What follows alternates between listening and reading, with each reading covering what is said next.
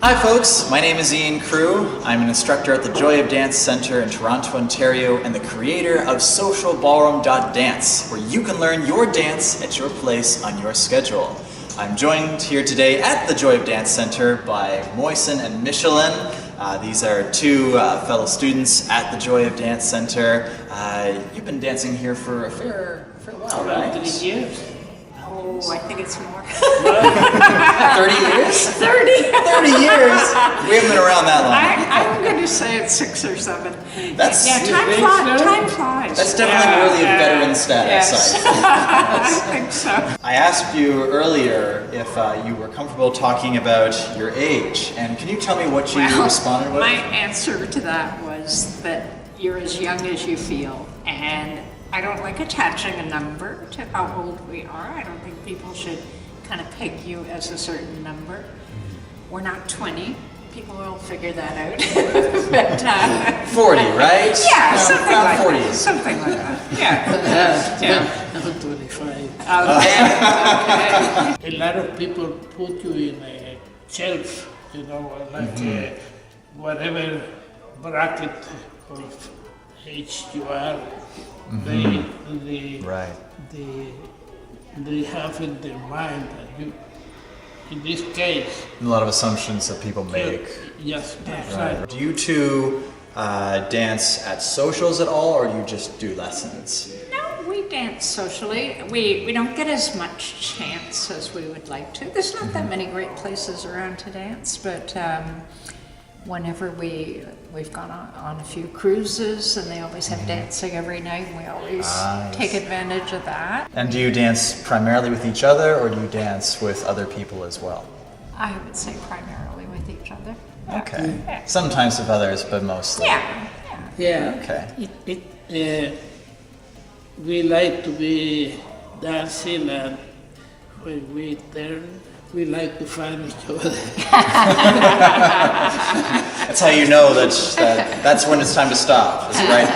Make sure you're facing them in front of each other, not back to Any challenges, any health issues, for example, that you have encountered maybe now that you didn't used to before, and anything that you do to sort of make that a non-issue, just so you can keep on enjoying dancing as much as you used to? I had a car accident a few years ago, and I had a bit of a sore neck, and I was a little more careful, not to do too many wild turns or anything. Right, yeah.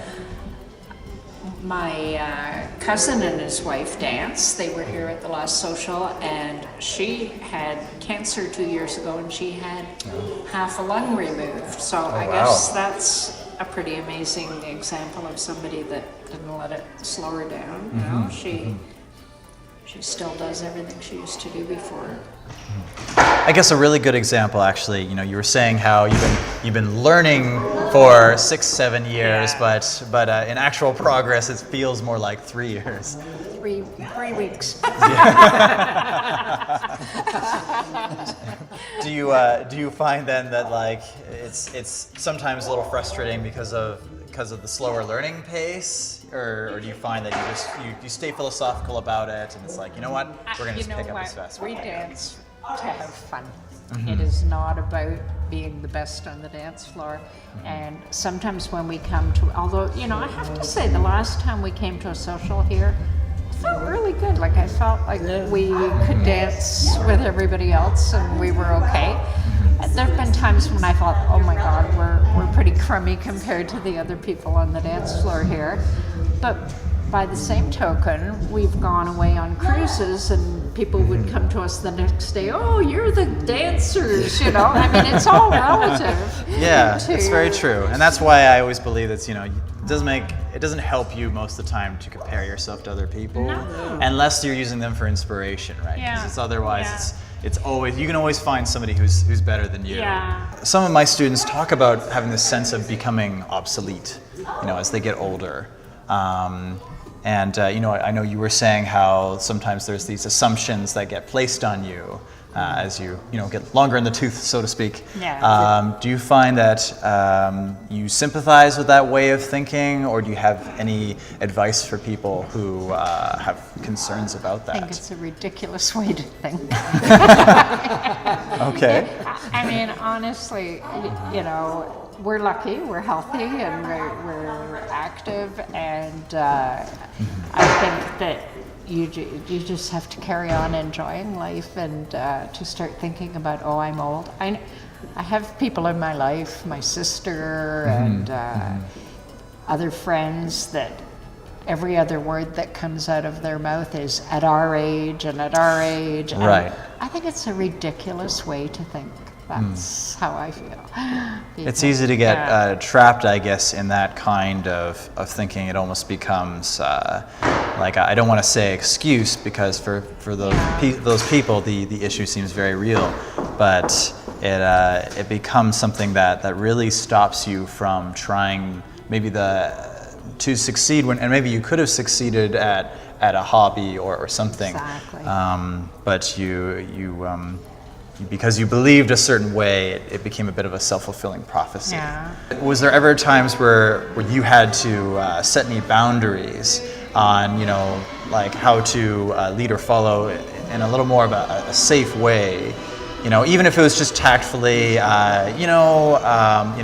because of this accident, my head's a little stiff, so can you be a little lighter on the turns, something like that? I would say from time to time it may have happened, but We don't do pirouettes. a little too many. No pirouettes. That's the line right there. I love your humor, guys. I just love it. Yeah, but it may have been, a couple of wild turns or something, and I'm like, okay, take it easy. Yeah, but nothing major. So you just speak up, and it's generally We understood. kind of know, each other's boundaries, and we're comfortable. Do you have any just final words of advice for any other, any students who have concerns about growing older and having more difficulty with dancing or anything? I think dancing is one of the best remedies for not growing old. I think it's good exercise. It's good for the soul, I think it makes you happy, and the joy of dance is a wonderful name that your studio has here, because it really is a joyful thing. And I think it keeps your mind sharp, because you have to remember steps, you have to remember different routines. So Absolutely. I think dancing is one of the very best remedies for becoming long in the tooth. Okay, well, thank you so much for joining me today, guys. I really appreciate it. Very welcome. It was a pleasure. Always And great talking and thank you for watching, viewers. If you had any questions or comments about today's video, you can message me on my Facebook fan page, Ballroom Dancers Anonymous, or you can email me at ian@SocialBallroom.Dance. And if you'd like to learn more, you can subscribe to my YouTube channel, or you can visit the website. There's a lot of great material there that can help you on your own dancing journey. So once more, thank you very much for watching, and until next time, happy dancing.